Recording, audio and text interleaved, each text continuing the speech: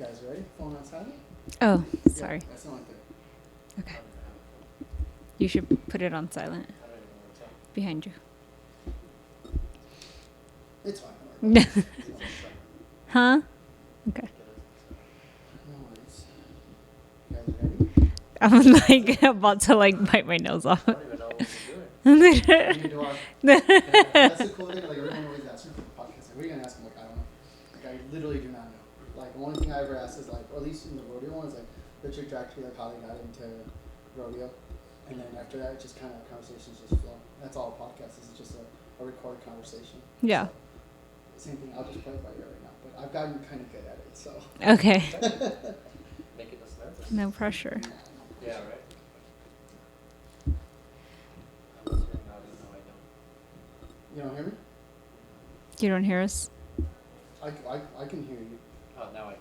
Now you can? Okay. Yeah. Let me see. Was it just loose Oh, maybe? I think it's loose. There we go. Good? Okay. How about you? Yeah, I'm good. Just tilt this up a little bit. Okay. All right, let's go. Welcome to the first episode of. Actually, I haven't decided what I'm going to call it.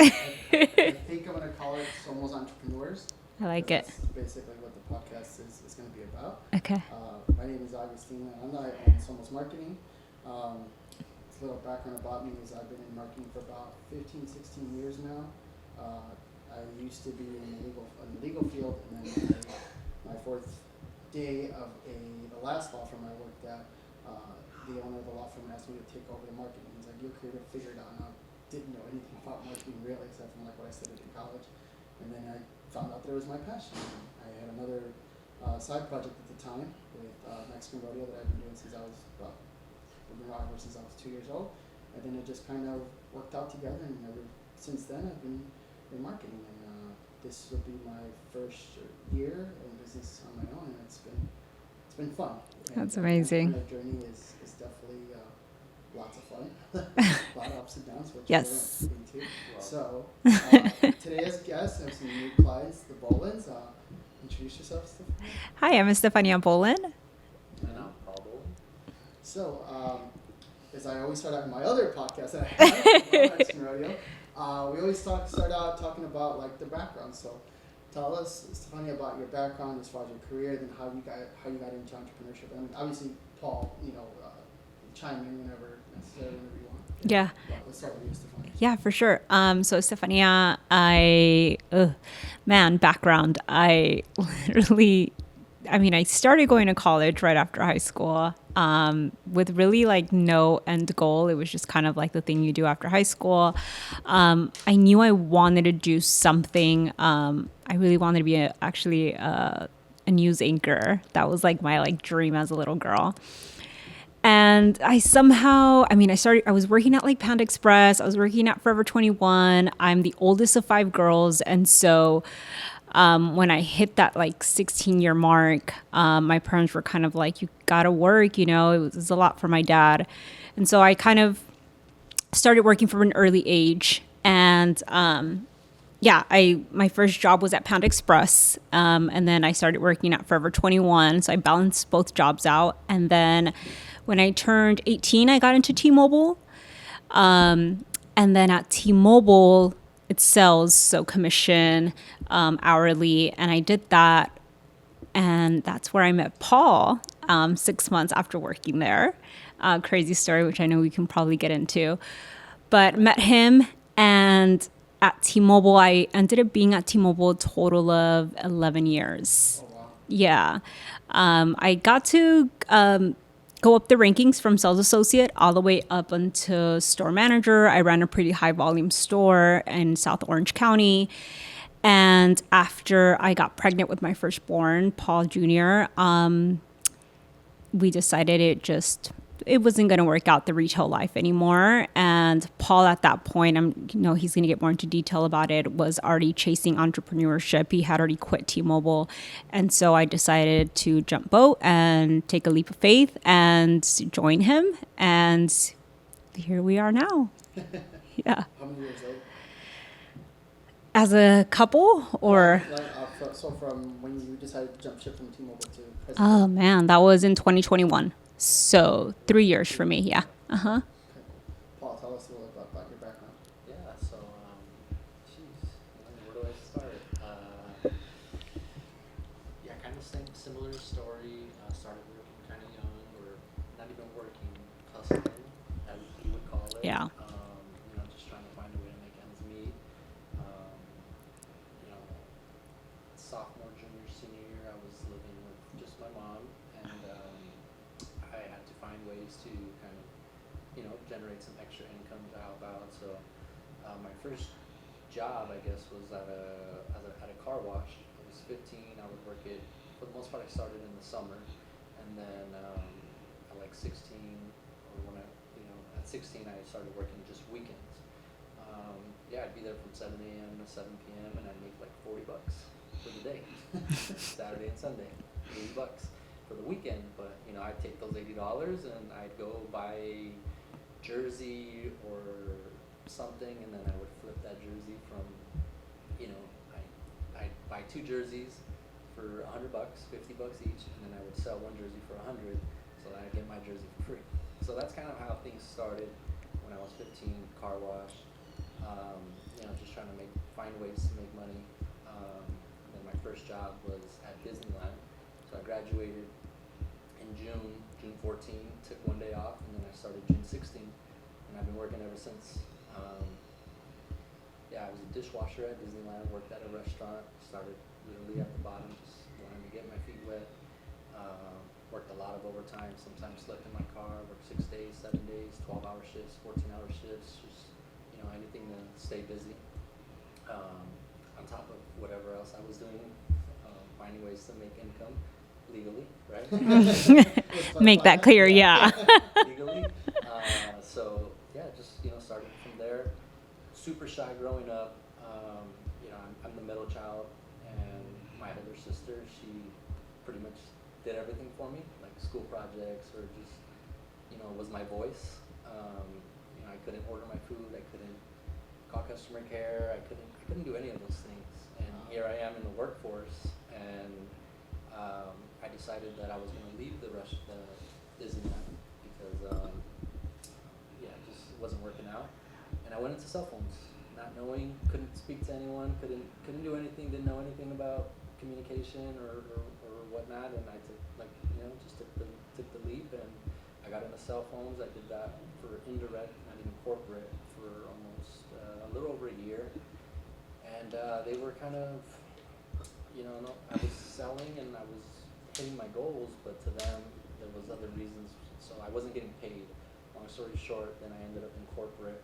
Same story as Estefania. We started off part-time, worked our way up all the way to store manager. I ended up opening up a brand new store as a store manager, and took that store, a brand new store, in like 8 months to a high volume store, which is the fastest brand new store has gone to high volume in T-Mobile. I think probably to this day. Fact check that somewhere. Might want to, but I don't know. I think that record stands. We were super successful, ran a store, and then this was started in 2009. This was back in 2015 when I opened the store, and in 2018 I was to the point where I was doing real estate kind of part-time. I started in real estate in 2013, late 2013, and then so I was doing real estate part-time 14, 15, 16, 17. In 17 I started a trucking business that I was doing also while I was at T-Mobile, selling real estate and operating a trucking business. You're crazy like me then. Yeah, and then I was just to the point where I wasn't giving T-Mobile all my focus, and I didn't feel like it was right that I was halfway there or a third there or whatever, and the pay was great, everything was awesome, amazing people. Like, we still keep in touch with a lot of friends. I met a lot of friends through there, and it just was time that I was like, I'm just stretched too thin. My time is, I don't have enough time in the day to manage all this. So then I was like, hey, I'm gonna quit. And with her support and with the way business was at the time, it was okay to make that jump. Obviously super scary, leaving a 6-figure job with benefits, great PTO and things like that, but I just knew that it wasn't for me. And the reason why is because in summer of 17, I actually injured my foot while on vacation, and I had to take some time off from work. And during those 2 to 3 months that I was off from work, I was like, wow, this is pretty amazing. Like, I need the rest of my life to be like this. So it's like, what do I got to do, or what do I need to do so that I can do it, so I can make this the rest of my life. So that was in 16. So in 17 is when I started the business for the trucking. And then kind of just all while still doing real estate. And I left T-Mobile in March of 2018, coming up on, what is that, 7 years now? Yeah. So it's been 6.5 years of just straight entrepreneurship, in the trenches and just, trying to survive day by day, year by year. And yeah, just been doing that ever since we started the real estate company back in 2020. Went independent with that, and we've just been, head down and just trying to focus on growing. Yeah. It's so funny you guys mentioned T-Mobile, because when I was at Yale University, I was a freshman. I was definitely that nerdy kid. I was always been into phones and technology. So I would when they would come out with new phones, I'd be like going through all the settings and just playing with it and just figure it out. And I would go to Radio Shack, because we have them literally on campus. I would continuously buy new phones. And I remember the manager's like, you just got that one phone 2 weeks ago. I'm like, oh, I already figured it out. And this new phone's got all this. And he's like, how do you know this? I'm like, I'm just into it. Yeah. And then he one day I helped a customer. I guess he was in the back or something. And I just helped a customer. Oh, you should get this phone instead. And he just kind of watched me. And then I sold 2 phones from him. He's like, do you want to do this part time? And I'm like, when I don't have class, yeah. And he's like, yeah, just whenever you want.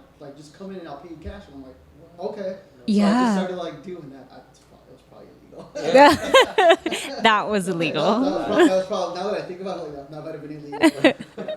I mean, that was 20 years ago, so who cares? But yeah, that's how I kind of started, but I didn't realize it. And to go even further back, as a kid, I never liked candy, but I liked trick-or-treating.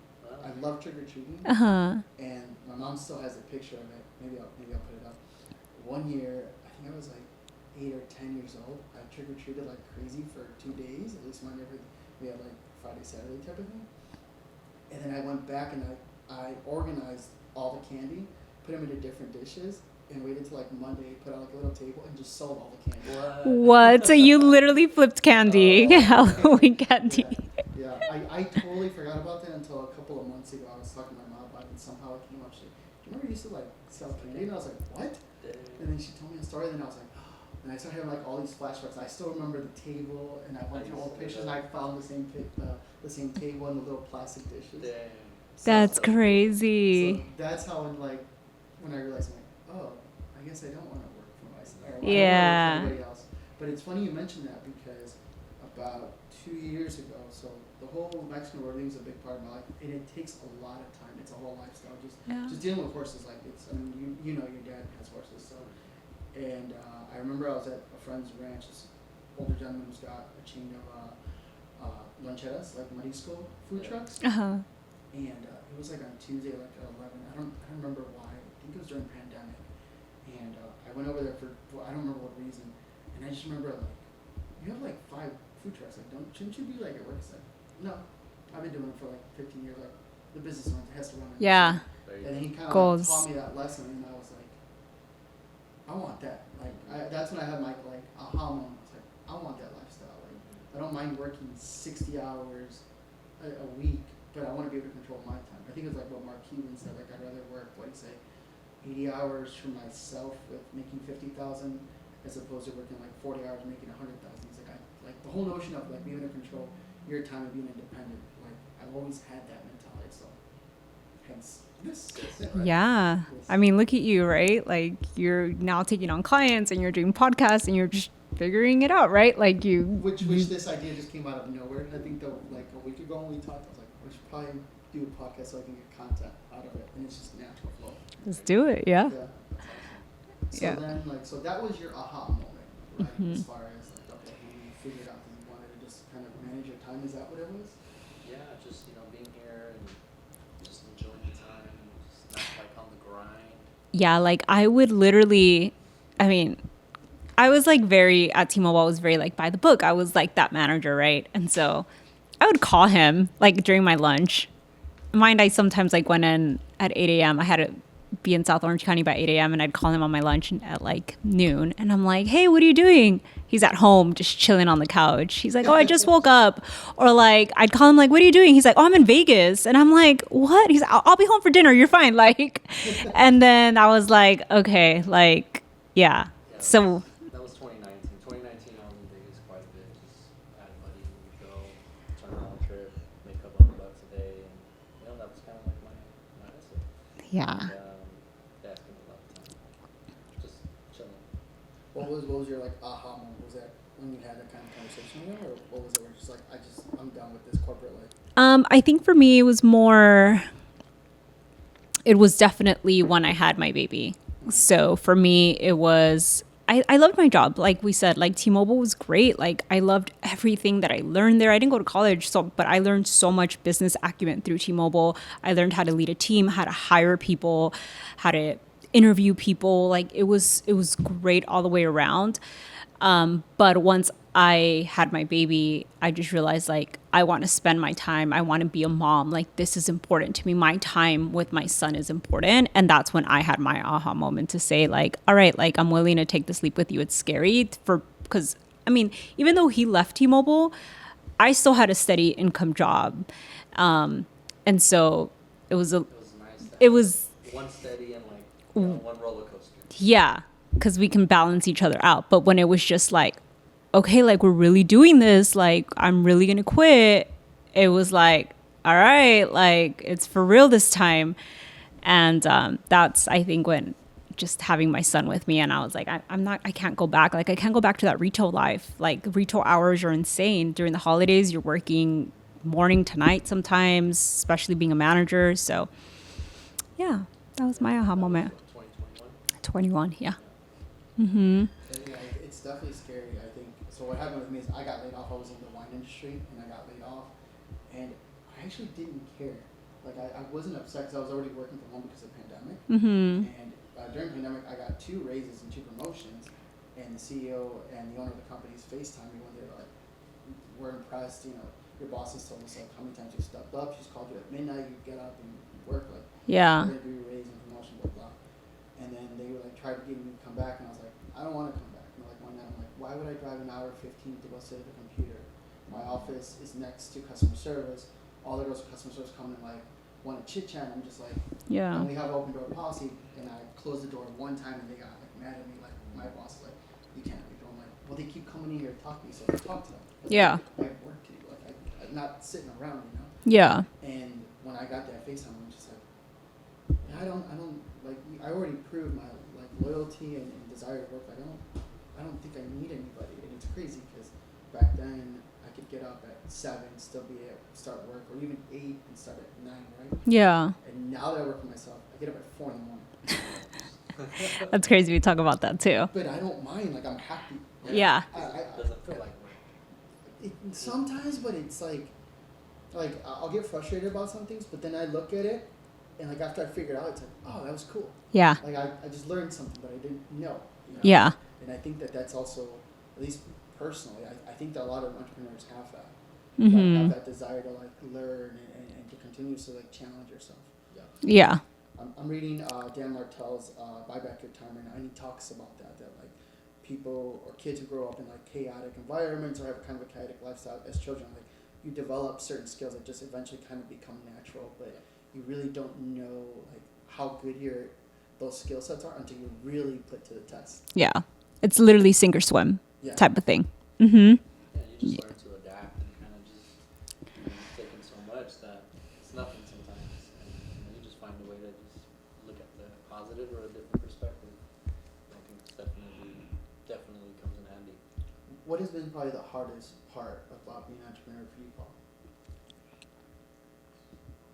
Loaded question. And I'd say maybe managing time. Yes. Right? That I literally was thinking that, and I was like, if he doesn't say it, I'm gonna say it for him. Like, I would say managing time. Let's go Yeah. and tell about it. Okay. Yeah, like I need to be better about managing my time. Having some type of set schedule or having some type of routine. And I think I do, but I'm not. I can be consistent, but then it's the discipline part discipline, yeah. of like, For me, like I can go being consistent, and then, fall off for a week or two, and then it's like, oh shit, like damn, now I'm on month 2 of Yeah. not really being disciplined or organized, and so I think that's definitely the hardest part for me is time management. Because it's so easy to just like not do anything. Yeah. It's so easy to like as an entrepreneur to just be like, oh yeah, let's go to the beach today, like who cares, but then I mean a paycheck needs to come in, like there's still bills, like you need to have. So I think that's how we balance each other out. I'm a little bit better at time management, and so I'm like every day I write out a to-do list. Every day we have a calendar that we fill out every month, and I'm like, okay, let's look at the calendar for the month, what needs to get accomplished this month. And so I feel like that's where we kind of, I think the year-over-year growth has definitely been good. yeah. Back in like maybe 20, 21, 22, oh fuck, it was like a free-for-all. Just no plan. Whatever got up that day was like, okay, I gotta do this and this and this, but like there was no plan. And now I think 24, most of 24, she's pretty much been on board and really just keeping us like organized. Yeah, definitely helps. Do you think it's harder now or easier because of this? Like, because this is a tool, but it's also a huge distraction. It's like I just recently deactivated my personal Instagram because I'm like, I don't want to see it. I don't want to be bugged by it. That's like Lord. one of the things, she's like, delete Instagram today, or like delete this, and just. I literally have to tell him delete Instagram off your phone, or sometimes I'll just like delete it off, like I just delete the app, you can re-download and log back in, but like I'm like, you have 4 tasks to complete today, like the app is off your phone already, and like he needs to know, like I get distracted very easily sometimes. I'm doing this, and then 1 minute I'm thinking about this, and like my head just spins, and I'm just like. I'm the same way. Like, Yeah. I'm the same way. Yeah. So like checklists are a big thing for me. Like I have to have them. It's like it's so. I mean, I obviously I can speak on Paul, right? Because I literally live with him, but like I can be having one conversation. I'll be in the middle of a sentence. We can be talking about a certain client, and then like the next sentence, he's like, "Hey, so like, what if we build 3 units on our property?" And I'm like, "What are you talking about? Like, what did he?" What about last week? Like, hey, what about a restaurant? Yeah, he was like, "Hey, so I hear the restaurant business is really good," and I'm like, "What? Like, what are you talking about?" She's like, oh, we just talked about our plan last week. How we're gonna do X, Y, Z. I'm like, there's goals already set for the year. What do you mean you want to open up a restaurant? He's like, yeah, I heard seafood's really good. I'm like, you don't even like seafood. Like, you hate the smell of seafood. So I think you have the same thing that I do. Where I've learned just this year. I figured out that I have a passion for starting things. Like, it's exciting. It's fun. But now that book's like teaching me, like, okay, you gotta start. If you are gonna have that person, you gotta learn how to really outsource. Like that is, and it's hard as an entrepreneur to like let go of tiny little things. Yeah, for sure. That's Yeah. one thing that I've been struggling with is I try to control or do most of the things, and it's like I can't. Like, so I have to be able to delegate or just be okay with not executing that task. And yeah, for sure, it's definitely challenging. Is it hard for you to like let go of tasks? Yes. Yeah. Yeah. Oh, like, I mean, my own tasks? Yeah, like work stuff. I guess not. Yeah. Define work stuff. Yeah, I guess not. I guess for me, it's a little bit easier. Do you think it's because of how you were trained in T-Mobile, and especially since you've built and led teams? Yeah, I understand the value of delegating a little bit more, I guess, than you do. I think the only reason I'm going to be okay at it is because I hate dealing with cameras. So I was like, the first thing I'm going to outsource because I can't stand it. Yeah. I'm good at editing. I'm good at doing everything in the production. I'm good at it. I just don't like it.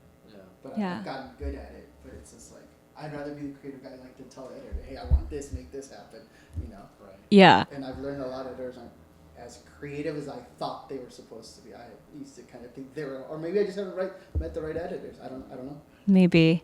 I think you just probably have that that attention that you have what you want in your mind.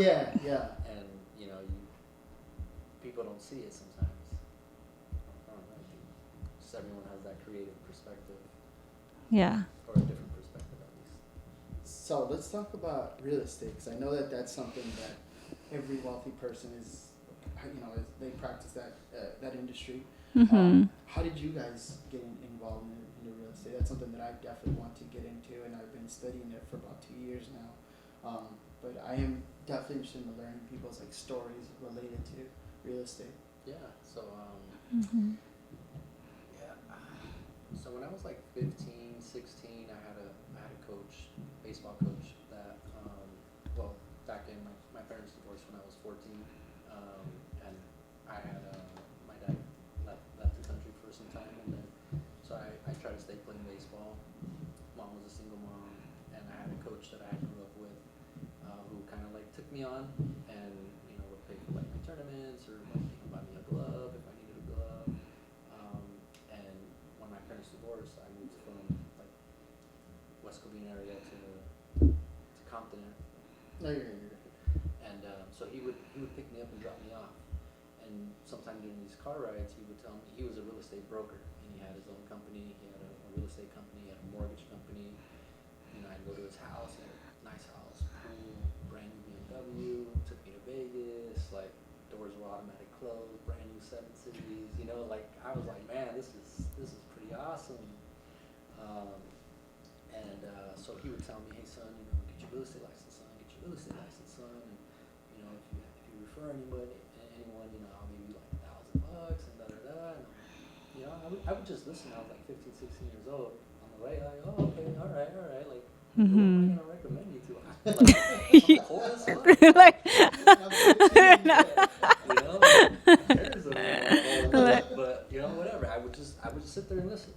So one thing is like I've always just kind of like listened, and I've always observed, and I've always just kind of saw how things would, I always just observed. So that kind of always stuck with me.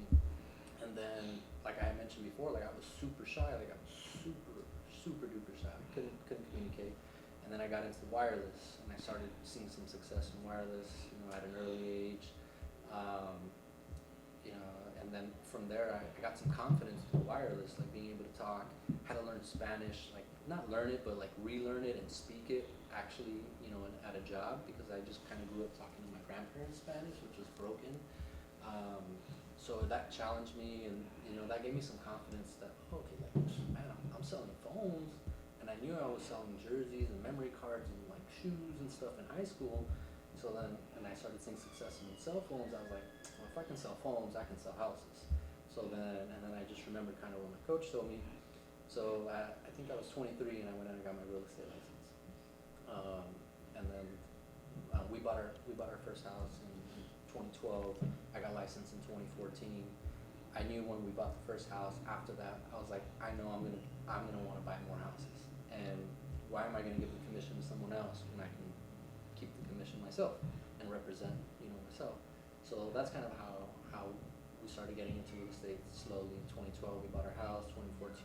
2013, I got licensed, sold my first home in 2014, and then just been selling real estate ever since.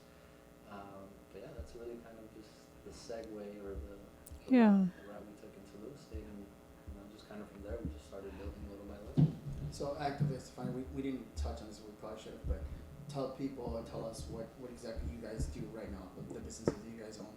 Yeah, so we have TBT Realty, and so TBT Realty is real estate, and then we also do have a mortgage that we're starting up as well, because Paul does have his MLO license, and so he has that hung with another company, but we're working on a little project with that. But so he can represent both. We can both represent both. He can do the mortgage side, and then I can do real estate. So with TBT Realty, it's real estate. We help clients buy or sell their homes or invest in real estate. We're basically a one-stop shop. Mm-hmm. So, we take work with a lender and, work with this person, we get pre-approved, and then, work with your realtor. So you're just working with one person. Mm. And so we're able to do real estate and mortgage. We're able to show houses and provide, what the payment is going to be, or, just answer any mortgage questions and real estate questions all in one. So if you were to get a client that's never bought, let's say use me for example, so I would literally be able to go through the whole process with you guys as opposed to going from point A to point B, etc. Exactly. Having questions and then us being like, oh, that's a question for your broker, for your or oh, that's a question for your realtor. You know, it's just you're literally just dealing with one person Mm-hmm. or our team. Yeah. Has that been, do you think, a huge benefit for you guys as business owner, or is it complicated wearing so many hats? It can be, but for the most part, I think the benefit comes to our clients because, you know, they get the benefit of only dealing with one person, one. Two, whenever we're helping them on the real estate side, getting their offer accepted and we let the other agents know, like, hey, we're actually doing the financing as well, they actually like that because they're like, okay, cool. They're actually, they're involved from A to Z. We give good communication, transparency, and, you know, I think that definitely helps.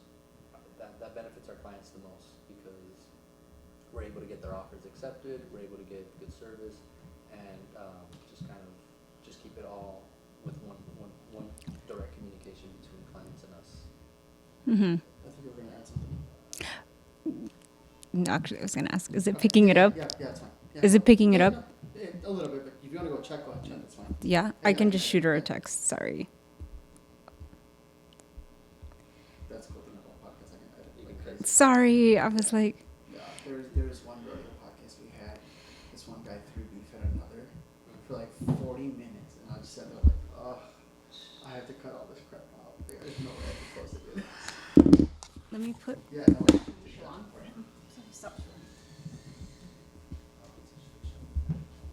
It's all good. That's cool. I like that because I still haven't bought a house yet. I mean, actually, the money I had saved, I dumped into all this crap.